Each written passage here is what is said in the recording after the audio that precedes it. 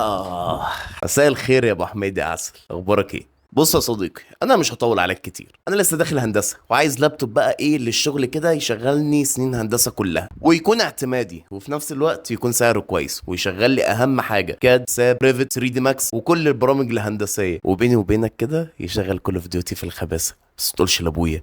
يا سلام، بس كده عناية ليك. قول لي بس البادجت بتاعتك قد ايه؟ يا عمي معاك لحد 40,000 جنيه. طيب بص، انا هديك لابتوب جامد زيك كده بالظبط علشان تعرف تلعب عليه براحتك. قصدي تشتغل عليه علشان تعرف تشتغل عليه. جميل قوي. قول لي بقى المواصفات بتاعته.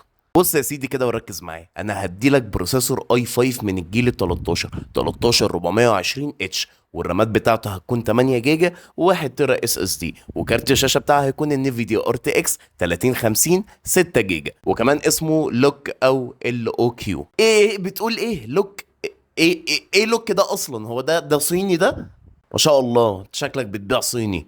وايه اللي اي 5 في حدود ال 40,000 جنيه؟ انا لو رحت اشتريت احسن اي 5 استيراد مش هيكمل معايا ال 10,000 جنيه، وانت جايب لي لابتوب اسمه لوك واي 5 وتقول لي في حدود ال 40,000 جنيه؟ يا عم كفايه نصب، الله يرضى عنك. ولا اطلع بره، اطلع بره، ما تجيش هنا تاني. وانت يا عم انزل بالانترو.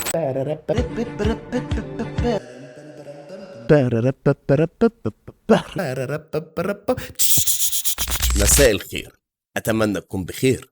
عيد سعيد عليك يا صديقي يا حبيب قلبي. النهارده احنا هنعمل مراجعه جديده وفيديو جديد بشكل سيت اب جديد للمره ال 4000 مثلا. انت لو عندك اي ملاحظه في الفيديوز بتاعتي يا ريت تقولها لي وما تبخلش عليا، وما تنساش تعمل سبسكرايب وتعمل لايك. ويلا بينا نتكلم عن اللابتوب النهارده. اللابتوب اللي احنا هنتكلم عليه النهارده ده بالنسبه لي هو احسن لابتوب في الفئه بتاعته اللي هي لحد ال 40,000 جنيه. لابتوب جامد، هو لينوفو لوك او لينوفو ال او كيو، تحديدا النسخه الاي 5 بالار تي اكس 3050. يلا ما ناخدش وقت كتير وندخل على الانبوكسنج على طول. اول حاجه هنلاقيها في الكرتونه بتاعت اللابتوب هي الادابتور بتاع اللابتوب. الادابتور خفيف جدا وسلم كده، وفي نفس الوقت 170 واط، وهنلاقي برضو كتيب، وهنلاقي اللابتوب نفسه. خلينا نفتح اللابتوب مع بعض. اول حاجه هتاخد بالك منها في ديزاين اللابتوب الهنش اللي في الظهر اللي واخد من الليجن. وبالمناسبه اللوك ده هو الابديت بتاع الايديا باد جيمنج 3، يعني هم اخدوا الحلو من الليجن 5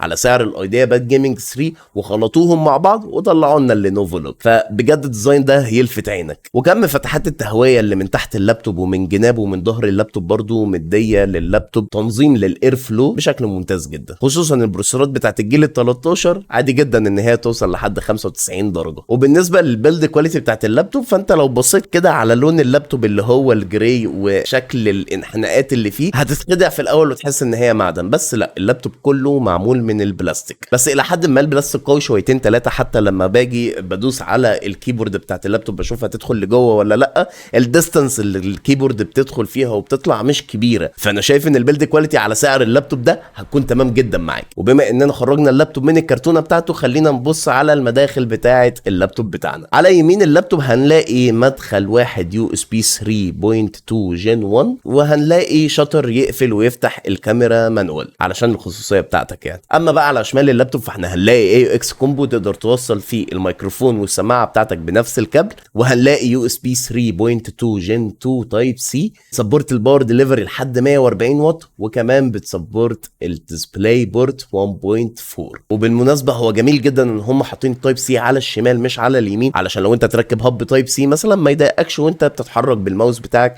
يكون الموضوع في منتهى الاريحيه. لان هو اللابتوب ده هو لابتوب جيمنج في الاول وفي الاخر، فهم لازم يعملوا حساب الجيمر اهم من اي يوزر تاني على اللابتوب ده. ولو انتقلنا لظهر اللابتوب فهنلاقي الباور كونكشن، وهنلاقي مخرج اتش دي ام اي، واثنين يو اس بي 3.2 جين 2 تايب اي، والار جي 45. وبالمره خلينا نفتح اللابتوب بتاعنا وهنتفاجئ ان اللابتوب بيفتح تقريبا الى الما لا نهايه. انا ما ببقاش فاهم ليه الشركات بتخلي المفصله بتاعت اللابتوب تفتح الفتحه الطويله دي كده. كان مفيش حد بيستخدم اللابتوب بالطريقه دي، بس هي موجوده. فطبعا اول حاجه عينيها هتجيبك عليها اول لما تفتح اللابتوب هي الشاشه بتاعته. خليني اقول لك ان الشاشه بتاعته الى حد ما كويسه وتعرف تعتمد عليها، بس لو انت بتركز في الالوان قوي لا، هات لك شاشه خارجيه. لان الشاشه دي فول اتش دي اي بي اس بانل 144 هرتز، والاضاءه بتاعتها 350 نتس او 350 شمعه، ومحققه 100 عشان تعرف تشوف الشاشه في النهار عادي جدا. بس الاضاءه بتاعتها مش اقوى حاجه، ولو انت بتركز قوي في الالوان وفي التفاصيل برضو مش هتكون كويسه معاك. هو احسن حاجه فيها ان هي 144 هرتز،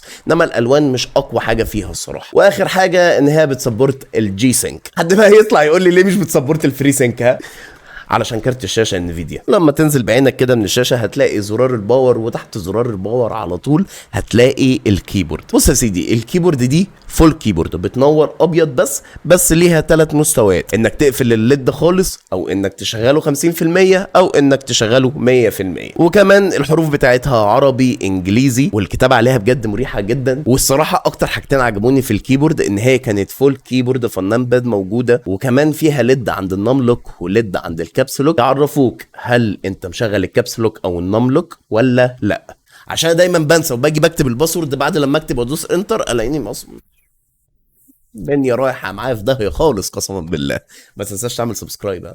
والتراك باد في اللابتوب ده فعلا عمليه وتقدر تستخدمها، مش شكل وخلاص، لان هي بجد واسعه قوي وفيها فانكشنز كتيره قوي انت ممكن تستخدمهم بصباع، بصباعين، ب3 صوابع، الدنيا كلها مفتوحه لك. فبجد انت لو كاجوال يوزر وعايز تستخدم التراك باد بدل ما تستخدم ماوس اكسترنال او حاجه زي كده وتحطه معاك في الشنطه وبتاع، فدي هتبقى تمام جدا معاك. وطبعا على يمين اللابتوب هنلاقي البراندنج بتاع لينوفو اللي كان شكله معقول جدا، مش قبيح، شكله حلو، مدي تكتشر كده جميله. الفرق ما بين اللون السيلفر واللون الجراي مخلي الالوان متناسقه شويتين 3 مع بعض. وبرده ما تنساش الكاميرا بتاعت اللابتوب. الكاميرا دي فول اتش دي 30 فريم، وفيها شطر انك تقفل او تفتح الكاميرا. وكمان بيجي 2 سبيكر كل واحد فيهم 2 واط، معدومين البيس تقريبا، ما فهمش صوت كويس، بس هم بيسبورتوا برنامج نهامك، فانت لو نزلت نهامك ولعبت شويه في الايكولايزر هتلاقي ان الصوت الى حد ما منطقي جدا معاك. خلاص بقى ندخل بقى على المواصفات ونجرب اللابتوب في الالعاب بتاعتنا، لان احنا هنجرب عليه النهارده كول اوف ديوتي وور زون، وهنجرب جوست اوف تسوشيما، وهنجرب ذا فاينلز، وهنجرب اكس دي اللعبه الجديده بتاعت يوبي سوفت دي اللي هي بتقلد كول اوف ديوتي. فهنجرب كل الكلام ده النهارده بعد لما نتكلم معاكم عن المواصفات بتاعه اللابتوب وسعر اللابتوب وعيوبه ومميزاته من وجهة نظري المتواضعه. فاعمل سبسكرايب وفعل زر الجرس علشان تتاكد ان انت تتابع معانا كل جديد. بص يا سيدي، البروسيسور بتاع اللابتوب ده هو i5 من الجيل ال 13420 اتش، بروسيسور 8 كور، 4 برفورمانس كور، و4 افيشنسي كور، وبيجي ب 12 ثريد، والماكس تيربو فريكونسي بتاعته بتكون 4 و6 جيجا هرتز للبرفورمانس كورز، و3 و4 جيجا هرتز للافيشنسي كورز. وبالنسبه للتي دي بي بتاع السي بي يو ده هو 95 واط. والجي بي يو او الجرافيكس كارد او كارت الشاشه او الفيجا بتاعت اللابتوب هي ار تي اكس 3050 النسخه ل 6 جيجا جي دي دي ار 6. دي النسخه المحسنه من الار تي اكس 3050 ال 4 جيجا كده 3050 لا، ابعد عن ال 3050، ابعد عن 3050، ما حدش يقول لي 3050. انا معاكم ان الكارت ده وحش، بس في اي لابتوب موجود بكارت 2060 او ب 3060 في الفئه السعريه دي؟ لا. هتروح تاخد ايه 1650؟ لا طبعا هتاخد ال 3050. فبيبقى عندك اوبشن من الاثنين، يا تاخد ال 3050 ال 4 جيجا، يا اما تاخد ال 3050 ال 6 جيجا. فمن رايي خد ال 3050 6 جيجا، لان هو هيشغل لك كل الالعاب عادي جدا. يعني الالعاب الستوري هتشتغل معاك 60 70 80 فريم. الالعاب الكومباتيتيف طبعا لو انت بتلعب كول اوف ديوتي فانت بتعمل كل حاجه على لو علشان تعرف تشوف الانمي اسرع. يعني انت اسال اي كومباتيتيف بلاير عامه اي لعبه شوتر هو بيلعبها، انت بتعمل السيتنج بتاعتك على ايه، هيقول لك كل حاجه على لو. فالكارت ده هيشغل لنا الدنيا دي تمام على رينج ال 85 90 100 فريم كمان. فهيشغل كل حاجه فول اتش دي، الدنيا زي الفل. وبالنسبه للستورج بتاعت اللابتوب دي فهي 1 تيرا اس اس دي M.2 NVMe جن 4، وكمان بيقرا لحد تقريبا 5000 ميجا وبيكتب 4700 ميجا. وبالنسبه للرامات فالرامات بتاعت اللابتوب ده 8 جيجا دي دي ار 5 5200. وايوه 8 جيجا ما بقتش يوزابل دلوقتي خالص، ولازم على الاقل تكون راماتك 16 جيجا. فاللي انا هعمله دلوقتي اللي انا هجيب رامه 16 جيجا وهضيفها على الرامه ال 8 جيجا، وهوريك ازاي تفك اللابتوب وتركب رامات جديده وترجع تقفل اللابتوب تاني، والكلام ده ما بيخرجش اللابتوب من الضمان. يعني دي بقى اكتر حاجه انا عايز اتكلم فيها. انا دلوقتي شركه عامله لابتوب، اللابتوب ده انا حاطه فيه رامه واحده وحاطه فيه اس اس دي واحد، وسايبه لك كيوزر مكان تاني للاس اس دي ومكان تاني للرامه. ازاي بانهي منطق لما انت تيجي تفك اللابتوب علشان تركب الحاجات اللي انا مدي لك الاوبشن اللي انت تركبها دي، اقول لك لا انت كده هتخرج بره الضمان؟ مفيش حاجه اسمها كده. انت بس الفكره كلها اللي انت تخلي بالك وانت بتفك اللابتوب علشان ما تكسروش، مش اكتر من كده، لان اللابتوب لما بيتكسر فيه حاجه ما بيكونش في الضمان. هي دي كل الفكره، انما فك اللابتوب عادي جدا جدا جدا ومش هيخرجه من الضمان. فيلا نفك اللابتوب مع بعض. طيب يا صديقي، احنا دلوقتي هنفك الظهر بتاع اللابتوب علشان نغير الرامات بتاعته، وبالمره نشوف ايه المكونات بتاعت اللابتوب من جوه وايه الابجريد اللي انت تعرف تعمله على اللابتوب ده في المستقبل. اول حاجه هنبدا نعملها اللي احنا نفك المسامير بتاعت اللابتوب كلها. خلي بالك بقى بعد لما تفك كل المسامير هيتبقى لك الهنش اللي في الظهر ده والقطعه البلاستيك اللي هي ظهر اللابتوب نفسه اللي بيكون فيه التبريد بتاع اللابتوب والرجول بتاعت اللابتوب نفسها. طبعا اول حاجه هتعملها هتبدا تفك الكليبسات بتاعت الظهر، وعلى اساس ان هما الاتنين دول جزء واحد وهتقوم فكه مره واحده فتكسر اللابتوب. الكلام ده خلي بالك منه. قبل لما تفك الظهر بتاع اللابتوب لازم تفصل الهنج عن الظهر نفسه. هنلاقي في مسامير كانت موجوده تحت الهنج، هو 1 2 3 مسامير هنفكهم الاول وبعد كده نقوم فكين الظهر بتاع اللابتوب، وبكده يكون ظهر اللابتوب اتفك معانا بسلام. طبعا ده بيكون شكل اللابتوب من جوه، معنا بطاريه 60 واط. قبل لما تعمل اي حاجه في اللابتوب لازم تفك البطاريه دي علشان لا قدر الله ما تحرقش اي حاجه. كده احنا فكينا البطاريه. اللابتوب بيجي بمكانين M.2 NVMe والاتنين دول جين 4، وبيجي بمكانين للرامات، وبيجي بتلاتة هيت بايب ومروحتين كبار، واحده للبروسيسور وواحده لكارت الشاشه. اللابتوب بيسحب الهواء بتاعه من تحت اللابتوب وبيبدأ يخرجه من الظهر ده والظهر ده والجنبين دول. وبالنسبة للسبيكرز بتاعت اللابتوب فهم الاتنين اللي انتوا شايفينهم قدامكم دول اتنين سبيكر، كل واحد فيهم 2 واط. وعلشان تعمل ابجريد لازم تفك البراكت الحديد ده وتركب الرامة بتاعتك وترجع تقفله تاني. وخلي بالك لازم تكون فاصل البطارية بتاعت اللابتوب وانت بتعمل كل الكلام ده. دي الرامة اللي احنا هنركبها، كروشال 16 جيجا DDR5 4800 ميجا هرتز. انت تركب الرامة الجميلة بتاعتك كده، ترجع تقفل الشيلد اللي انت شايفه قدامك ده تاني، وبعد كده ترجع تركب البطارية بتاعتك تاني. وقبل ما تقفل اللابتوب تقومه بس باور علشان تتأكد ان اللابتوب شغال تمام. وبكده نكون عملنا ابجريد للرامات بسلام.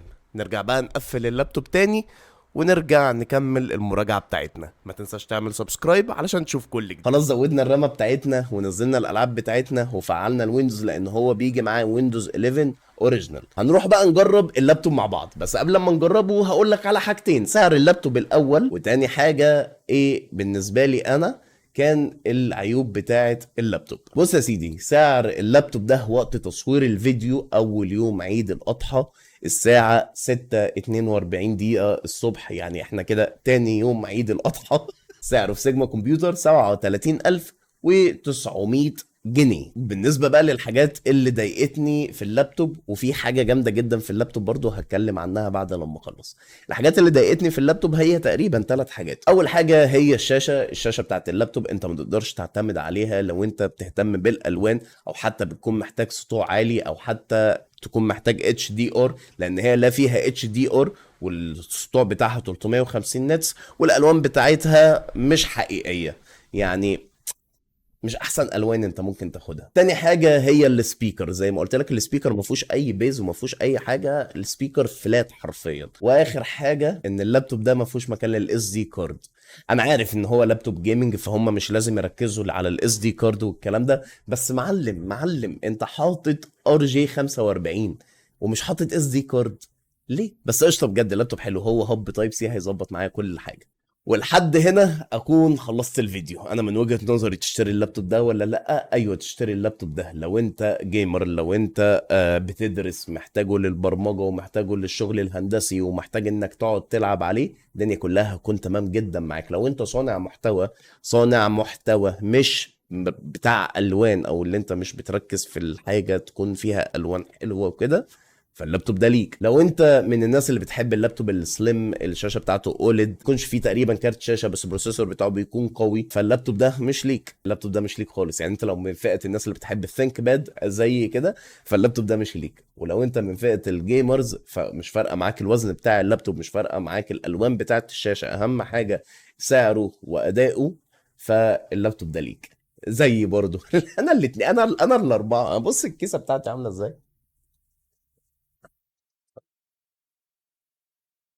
عامله كده. بس كده. لو انت وصلت لحد الجزء ده من الفيديو، ما تنساش تعمل سبسكرايب، ويلا بينا نجرب الالعاب مع بعض. احنا دلوقتي هنبدأ نجرب اول حاجة في الكمبيوتر بتاعنا، هي Call of Duty Warzone.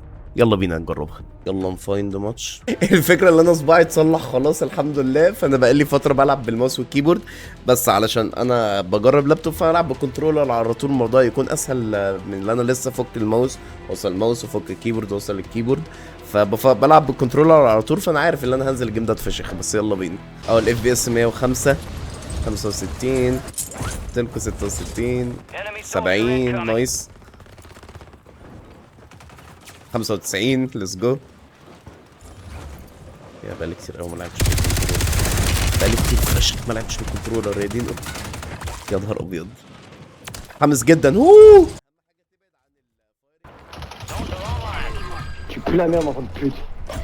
ورايا ورايا في حد.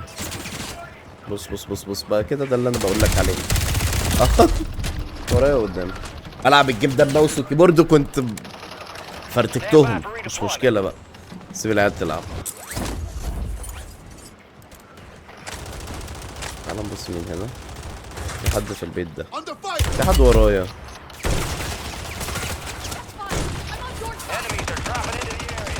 في حد ورايا. اي حدف عليا سرمايه تلبسها لي في وش. طبعا طبعا يا قلبي. يعني بجد والله العظيم الفريمات حلوه قوي. انا وصلت لحد 90 فريم دلوقتي اهو، 80 فريم يا جدعان. انا مش عارف العب بجد.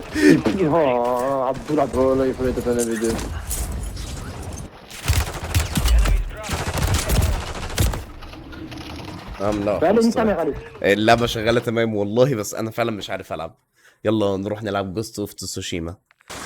جوست اوف تسوشيما كده كده كنترولر، يعني كنترولر لعبه اصلا ستوري وبتاع. بص احنا واصلين ل 73 فريم في اللعبه دي، وعايز اوريكم الاعدادات اللي احنا عاملينها.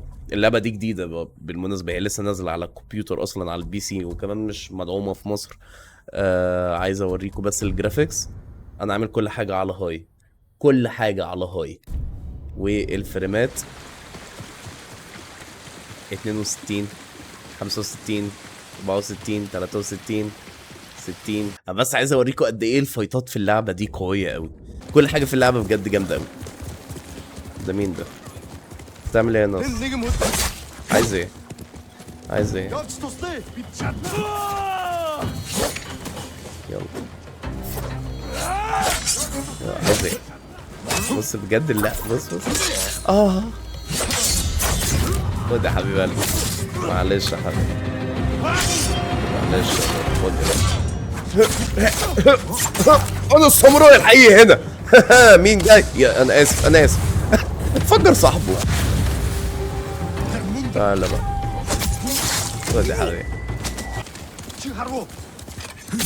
يلا بينا، يلا بينا. ها مين جاي؟ مين جاي؟ خد يلا انت كمان اهو على طول. تيكا تاكا. ها ارشر يلا. ها موتوا كلكم. يلا بينا.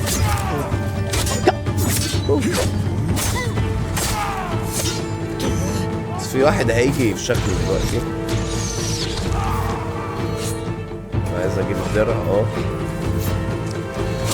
ايه ده؟ في ايه؟ ما تولد الدرع. انا هموت، انا هموت، انا اسف. لا مش هموت. شفت عملت ازاي؟ خد واحدة كمان. تك تك تك تك.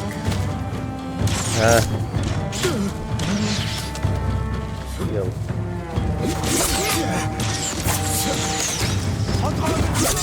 واحدة ثانية خد. انا بفايت 3 لوحدي. عارفين ليه؟ علشان انا ساموراي. وما يا قتلت الليدر بتاعهم. طيب 80 فريم اهو دلوقتي. جامد والله جامد. 5 عليك 5 عليك يا حبيب قلبي. تعال نروح للعبة اللي بعديها. هنلعب ذا فاينلز بالكنترولر، ويعني يا رب نعرف نجيب كلاية واحدة على الأقل. أنا كسلي قوي. نلعب بميديم ولا نلعب بعيل صغير؟ نلعب بالعيل الصغير. احنا نجيب العيل الصغير. اللعبة دي اتغيرت قوي. ماشي اف اس 99 103. ليتس جو ليتس جو. الاف في اس حلو فشخ. ايه انا اتزنقت. انا اتزنقت. الحمد لله. يلا بينا.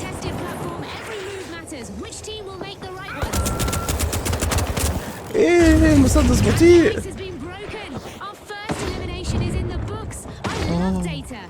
This might get crazier than I expected. A little crazy is good. Let's see how this unfolds. في حد هنا؟ ده واحد صاحبنا اهو في دماغك. فاضل له 110 اف بي اس. طيب يا شباب انا هتغدى وهرجع العب اللعبه بتاعت يوبي سوفت اللي انا لحد دلوقتي مش عارف اسمها. اسمها ايه بقى اللعبه دي؟ اكس ديفنت. هنلعبها ونجربها. دي تقريبا تاني او تالت مره افتح اللعبه دي في حياتي.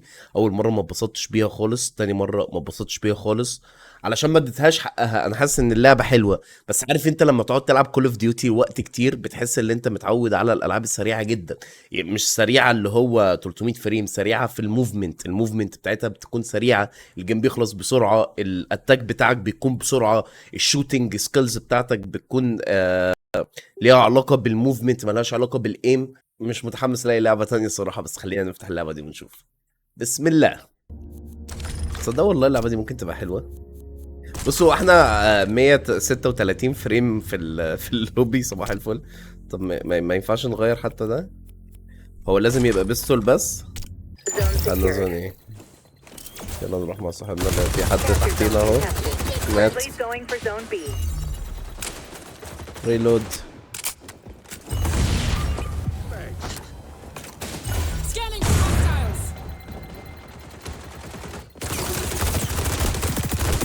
بينا. يا سلام. ليه مفيش موفمنت سريعة ليه؟ حد هناك اهو. خد فلاشة. شايفك انت تمثل. ايوه انا نكشف عن الناس. في حد هناك اهو. في حد ورايا. طب هو زي ما ظهرش عندي في اليو اي في؟ طيب 735.